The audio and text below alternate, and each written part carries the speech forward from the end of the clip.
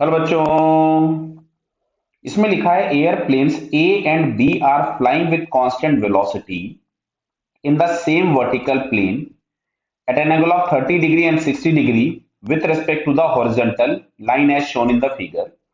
The speed of A is 100 root 3 meter per second. At t is equals to 0, an observer in A finds B is at a distance of 500 meter. ठीक है, this observer sees B is moving with constant velocity perpendicular to the line of motion of A. ठीक है, find T naught at just escapes being hit by B. Clear है। Question में ये बोला गया है कि मतलब B कितनी देर के बाद A को जाकर के हिट करेगा या जस्ट हिट करने वाला होगा। तो समझो बात को, B की वेलोसिटी दी गई है इधर, इस डायरेक्शन में। समझो बात को बहुत ध्यान से, 60 डिग्री पे। अब अगर हम लोग देखें ध्यान से तो इसके हम लोग क्या करते हैं, दो कंपोनेंट्स करते हैं और ए की वेलोसिटी इधर दी गई है और ए में बैठे हुए आदमी को बी दिख रहा है डायरेक्टली ए की तरफ में आता हुआ, ए की तरफ में आता हुआ। यानी अगर मैं इसके दो कंपोनेंट्स करता हूं बी की वेलोसिटी के, एक तो मैं बोल रहा हूं पैरेलल टू द ए मैंने किया, मतलब इस डायरेक्शन में। अच्छा, मैं अगर इस डायरेक्शन में करूंगा तो आपको समझ में आ रहा है कि हॉरिजॉन्टल के साथ ये वाला एंगल 30 बनेगा, पैरेलल टू द ए करना है तो ये 30 होगा।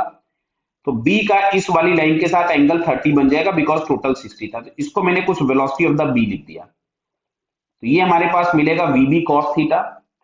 और ये जो ए के मोशन वाली लाइन है, ये वाली ए के जो मोशन वाली लाइन है, मैं वापस से बना रहा हूं ये वाली, इसके जो परपेंडिकुलर कंपोनेंट मिलेगा वो आपको मिलेगा वी बी साइन 30। क्लियर। अब सुनो इधर, ए में बैठे आदमी को बी डायरेक्टली उसकी तरफ आता हुआ दिख रहा है, मतलब उसके पैरेलल कोई वेलोसिटी नहीं दिख रही है। तो क्या आपको यह समझ में आ रहा है कि जो वेलोसिटी ऑफ ए होगी वो बी के इस वाले कंपोनेंट के बराबर होगी। मतलब यहां से हम लोग लिख सकते थे कि V A is equals to V B cause of 30, जो कि हम लोगों को वी ए दिया था 100 रूट 3, तो वी बी और कॉस 30 हमारे पास हो जाएगा रूट 3/2। तो इससे ये कैंसिल हो गया, तो वेलोसिटी ऑफ द बी हम लोगों को मिला। मैं फिर से आपको समझाता हूं, इस 200 मीटर पर सेकेंड। अगर मान लो कोई दो पार्टिकल है और दोनों का एक्स एक्सिस के अलोंग कोई भी डिस्प्लेसमेंट नहीं दिख रहा है, रिलेटिव डिस्प्लेसमेंट, मतलब एक्स के अलोंग रिलेटिव वेलोसिटी 0 होगी।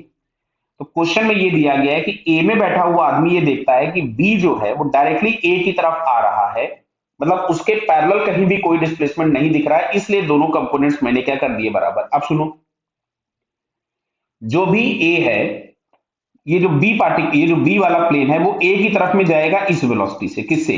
वी बी साइन 30 से। तो जो टाइम लगने वाला है वो टोटल डिस्टेंस हम लोगों के पास दिया था 500 metre divided by V B sine 30।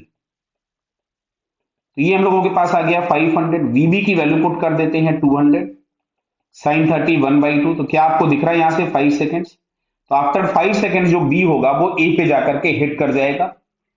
Clear हो रही बात। तो जो हम लोगों से क्वेश्चन पूछा गया था टी नॉट, तो टी नॉट की वैल्यू आपके पास कितनी आ जाएगी? 5 सेकेंड। ओके बेटा, ऑल द बेस्ट।